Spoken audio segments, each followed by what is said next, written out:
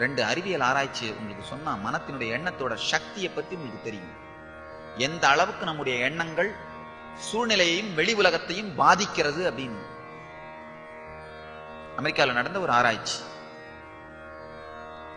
நம்ம ECG electro cardiogram machines மாதிரியே மரங்களுக்கு ஏற்படுகிற அதிர்வுகளை ரெக்கார்ட் பண்ற ஒரு மெஷின்.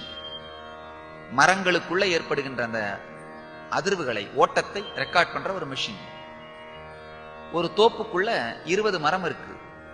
அந்த 20 மரத்தையும் தனித்தனியா இந்த மாதிரி ஒரு இசிஜி மிஷின் மாதிரி ஒரு மிஷின் வச்சு அந்த 20 மரத்தோட அதிர்வு அலைகளையும் ரெக்கார்ட் பண்ணிட்டு இருக்காங்க. அது காற்றடிக்கும் பொழுது அந்த மரங்களோட அதிர்வு எப்படி இருக்கு, தண்ணி ஊத்தும் பொழுது எப்படி இருக்கு, சூரியன் வரும்பொழுது எப்படி இருக்கு அப்படின்னு ஆராய்ச்சி பண்ணிட்டு இருக்காங்க. அப்போ ஒரு சின்ன எண்ணம் அவங்களுக்கு, ஏதாவது ஒரு மரத்தை வெட்டும் பொழுது எப்படி இருக்குன்னு பார்க்கலாம் அப்படின்னு என்ன பண்ணாங்க. ஒரு குறிப்பிட்ட மரத்தை வெட்டுறதுக்காக மரம் வெட்டியே வர சொன்னாங்க. மரம் வெட்டுறவரை வர சொன்னாங்க. அவர் கோடரியை கையில எடுத்துக்கிட்டு அந்த தோப்புக்குள்ள நுழைஞ்சார். அவ்வளவுதான். அந்த தோப்புக்குள்ள ஒரு குறிப்பிட்ட மரத்தை வெட்டுறதுன்ற எண்ணத்தோட நுழைஞ்சார். அந்த மரத்தை நோக்கி கூட வரல. அந்த தோப்புக்குள்ள நுழைஞ்ச அந்த வினாடியே அந்த மரத்தோட கிராஃப் மட்டும் கண்டபடி துடிக்க ஆரம்பிச்சது. அந்த மரத்தோட கிராஃப் மட்டும் கண்டபடி துடிக்க ஆரம்பிச்சது. தயவு செய்து கேளுங்களேன், இது கதை அல்ல, ஆராய்ச்சி. கண்டபடி துடிக்க ஆரம்பிச்சது. விஞ்ஞானிகளுக்கு புரியல. ஒருவேளை இது எதேச்சியா நடக்குதோ அப்படின்றதால திரும்பவும் வர சொன்னாங்க அவரை. திரும்பவும் வந்தா திரும்பவும் அதே மாதிரி துடிக்குது. அப்ப அவங்க சொன்னாங்க, நீ வராத, இன்னொரு மரம் வெட்டி அழைச்சிட்டு வரலாம், வேற ஒரு மரத்தை வெட்ட சொல்லி அழைச்சிட்டு வரலான்னு வந்தாங்க. இன்னொரு மரம் வெட்டிக்கிட்ட, அப்பா நீ இந்த மரத்தை வெட்ட வேண்டாம், நீ இன்னொரு மரத்தை வெட்டுன்னு சொல்லி வேற ஒரு மரத்தை வெட்டணும்னு சொல்லி இன்னொரு மரம் வெட்டி அழைச்சிட்டு வந்தாங்க. அவர் உள்ள வந்த உடனே அந்த குறிப்பிட்ட மரத்தினுடைய கிராஃப் துடிக்க ஆரம்பிச்சது. ஒரு தரம் அல்ல, 2 தரம் அல்ல, 20க்கும் மேற்பட்ட முறை இந்த ஆராய்ச்சியை செய்யும் பொழுது சரியா எந்த மரத்தை வெட்டணும்னு நினைக்கிறார்களோ அந்த மரத்தோட அந்த உணர்வு மட்டும் மேலும் கீழுமாக அளவுக்கு மீறி துடிக்க ஆரம்பித்தது. ஒரு தரம் அல்ல, 2 தரம் அல்ல, மீண்டும் மீண்டும் செய்யும் பொழுதும் இதே விதமான ஒரு அறிவியல் பூர்வமான ஒரு ரெக்கார்ட் டேட்டா வெளிப்பட துவங்கியது.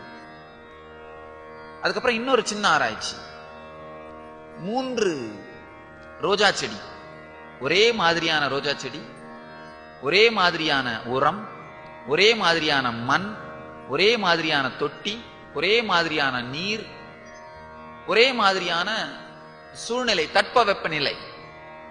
ஆனா 3 அறையில அந்த 3 செடியை வச்சுட்டாங்க. ஒரு செடி, ஒரு அறைக்கு ஒருத்தர் தினசரி போவார்.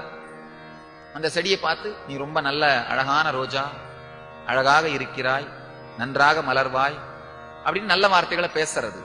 நம்ம நினைக்கலாம், ரோஜாக்கு தமிழ் தெரியுமா சுவாமி? ஆனா ஏதோ ஒரு மொழியில பேசியிருக்காரு, ஏதோ ஒரு மொழியில பேசுறாரு. ரோஜாவுக்கு மொழி புரியுமா சாமி? அது நமக்கு தெரியாது.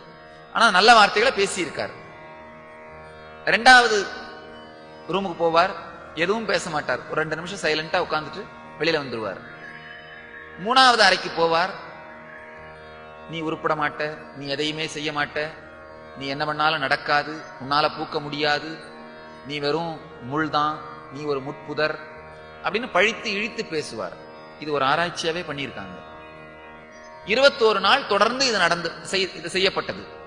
21 நாள் காலையில அவர் எந்திரிச்சு 3 அறைக்கும் போவார்.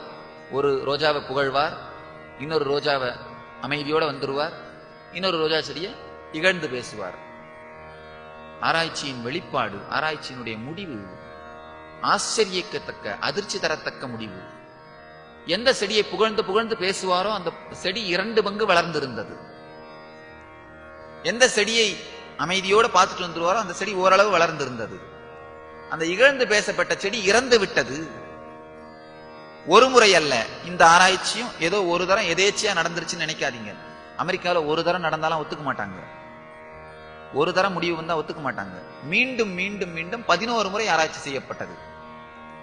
மீண்டும் மீண்டும் எந்த செடி இழித்து பேசப்படுகிறதோ அது இறந்து விடுவதையும், புகழ்ந்து பேசப்பட்ட செடி வளர்வதையும், மௌனமாக நடத்தப்பட்ட செடி ஓரளவு வளர்ந்திருப்பதையும் நிரூபித்திருக்கிறார்கள்.